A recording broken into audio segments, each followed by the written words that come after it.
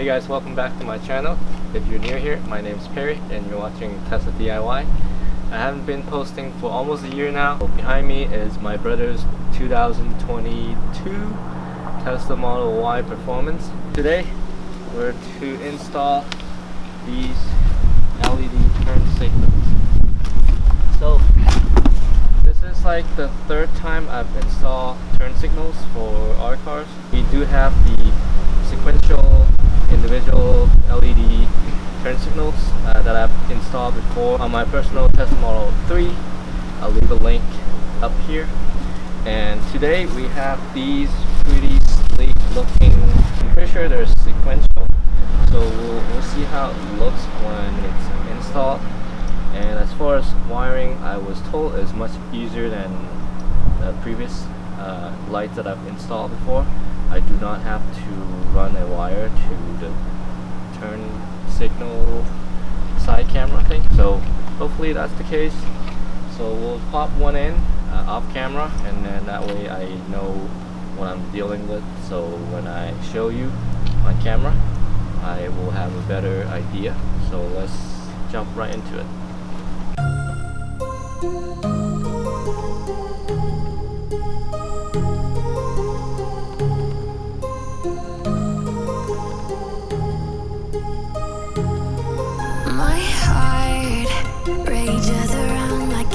In my head, because there are so many things that I left unsaid.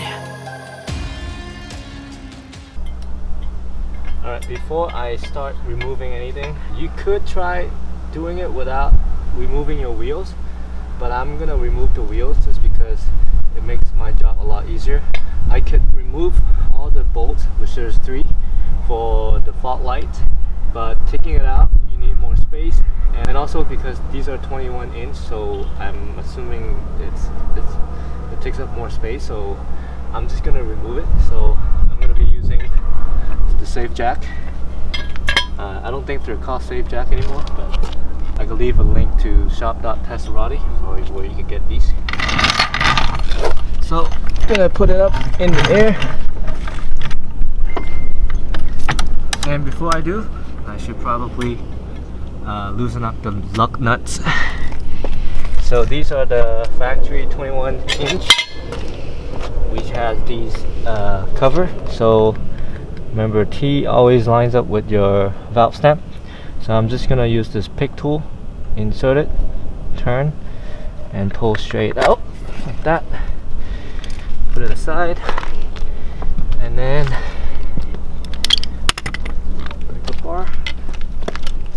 Just gonna remove.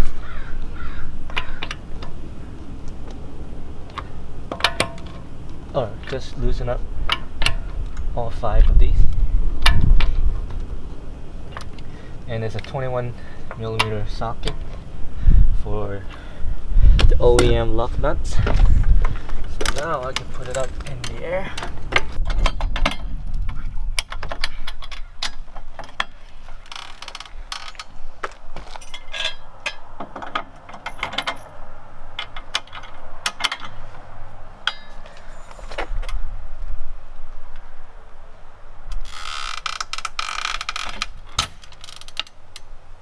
Just gonna leave the jack here, just in case.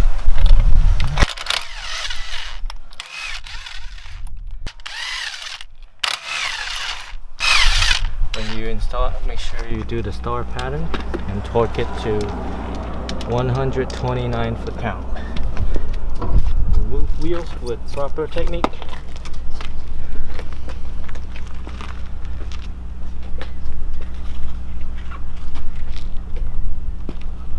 Okay, so this is the OEM. It goes like this, facing that way.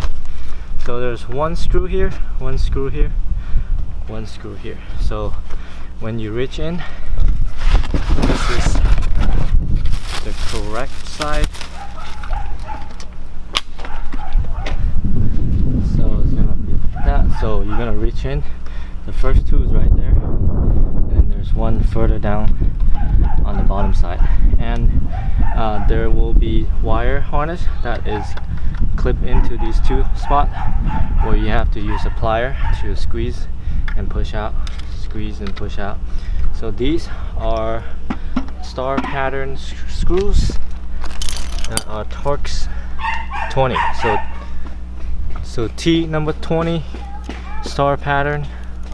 I am using this ratchet, so here we go. So I'm gonna start reaching in. Actually, you know, before I have access to this, I have to remove the plastic panel. Hi doggy. So there will be, I'm gonna be removing 1, 2, 3, and 4. I don't think I need to remove that.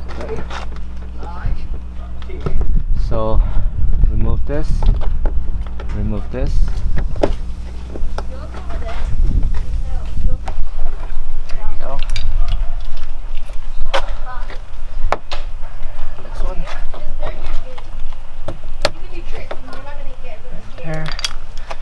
And then you want to pull the fender arch away on the Model Y.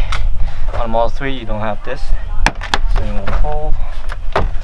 Ideally the tap comes off with it. I'll show you what I mean. So ideally you want this guy to be coming off with the arch, but sometimes you get one that stuck on the car. You probably want to remove that and slide this back on like that. It's just like how it was from the factory. So now with this dangling, I can pull this out. Oh, sorry, one more. I gotta remove this one too. Alright, so back.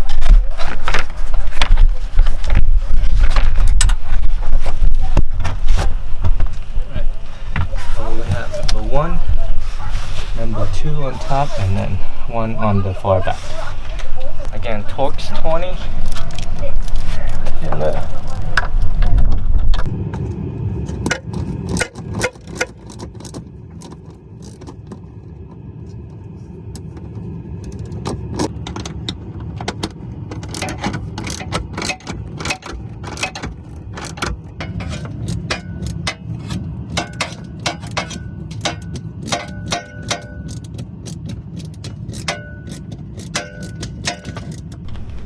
Alright, so just got the last screw out, Torx screw T20.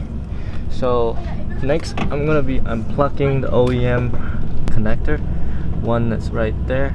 Actually there's only one, the other two is just the harness holder. So I'm gonna unplug this. Actually I could pull the light back and probably easier to reach my hand from the light hole.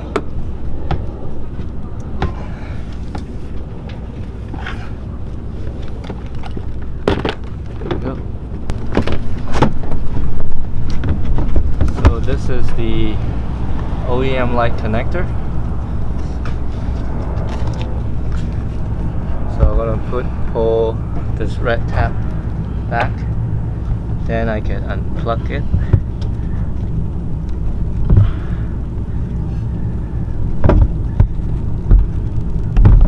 There you go. So OEM plug unplugged, and then there's this white tap, which is the harness holder. So I'm just gonna use a little plier to crimp the other end. There you go. So on the back side of the fault light, I crimp it like this and then pull. It's not hard to do, it's just it's a little hard to get to. So after this, the light comes out like this. So again, 3 screws, Torx 20. One is right here, one is right here, and one is right on top. And then that black, or this guy right here was right here. So you just use a plier, crimp it on the other side, and then pull. There might be one here too, but for me it was not clipped in, so I didn't have to do that. I think I had to do it on the other side, so you might have to do that too. So now this one is out. We're just gonna put this one right back in. So OEM harness goes directly in here. Installation is pretty much reverse of removal. Put the screws back, align these with the bumper, the back of the bumper, clip it in, actually like this.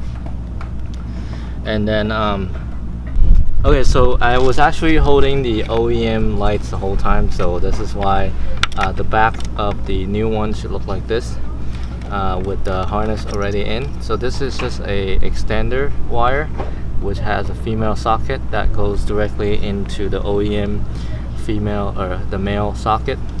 So it clips right in, and then if you don't want this to act like a turn signal, then you could forget about this wire, and this will just lights up when you start the car. First initial start of the car, it will have the animation, and then it will stay on in white color. But if you want it to act as a turn signal as well, then you want to wire this yellow wire into the OEM turn signal side marker camera thingy. There's a yellow wire and a black wire. I'll show you in a bit.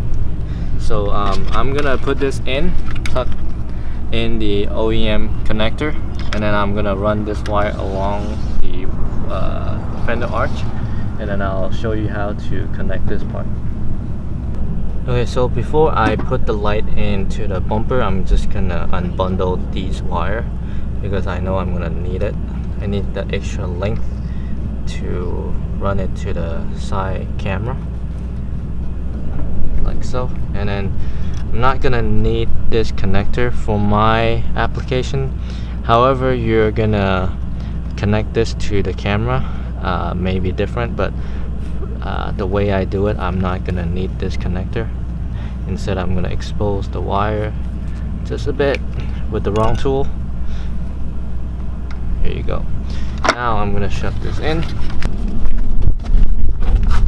So push this.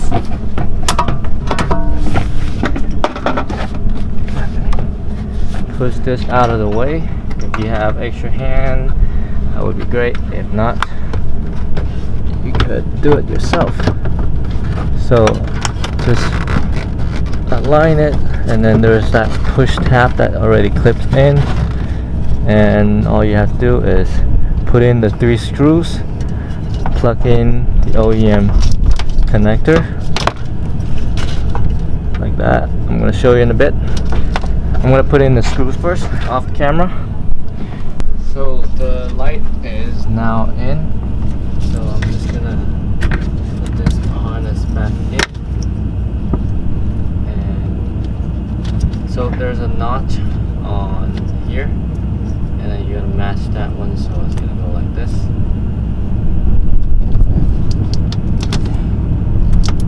There you go. Just that clip. And now I'm going to run this wire all the way along the fender liner.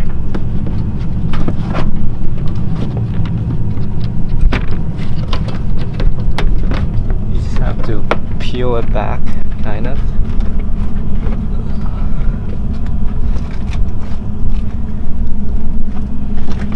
Actually, I'm going to leave this for now. I'm going to remove the camera from the fender.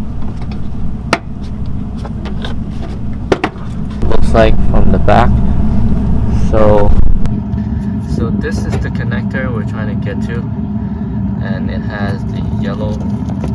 Well, in this case, on this side it is black and red, but on the other side is black and yellow for some reason. You could probably pull this out, which might be easier, but in my case I'm going to push on this guy, and then there's another one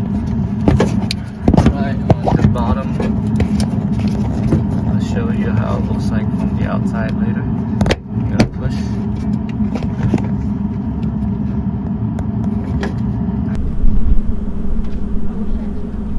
So when you have both from the back, you have this tab pushed, and also right here on the back there's another tab.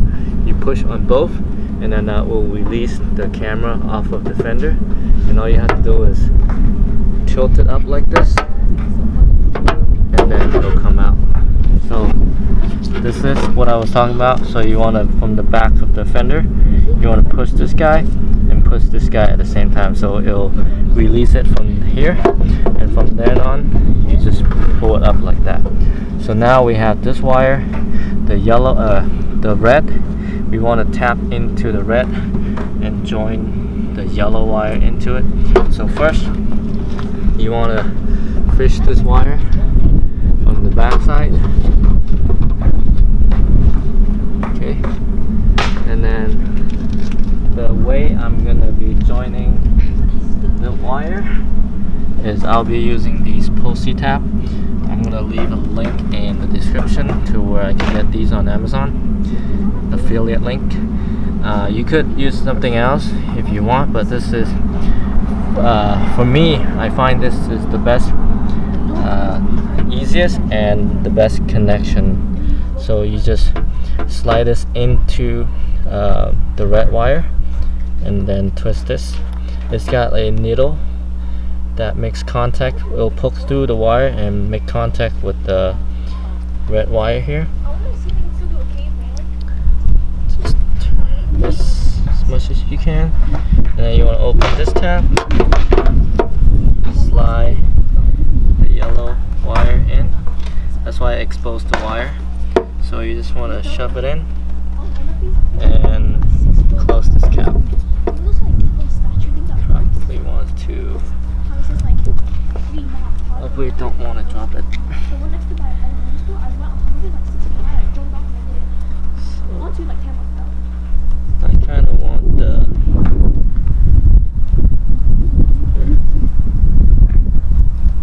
That way my exposed wire is not outside of the cap. So just like this.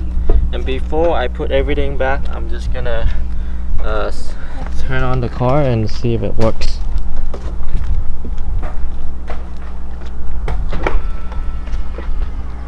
So you saw the animation, and then now turn signal.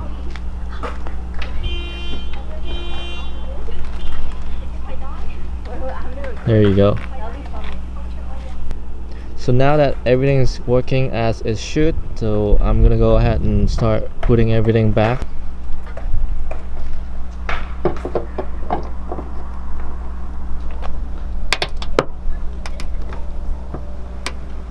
There's like all these bolts that's sticking out. You want the fender liner to go over it and to the other side of it to hold it up like that. And you also want to make sure the wire on this side is not like dangling around, so you want to zip tie it nice and neat.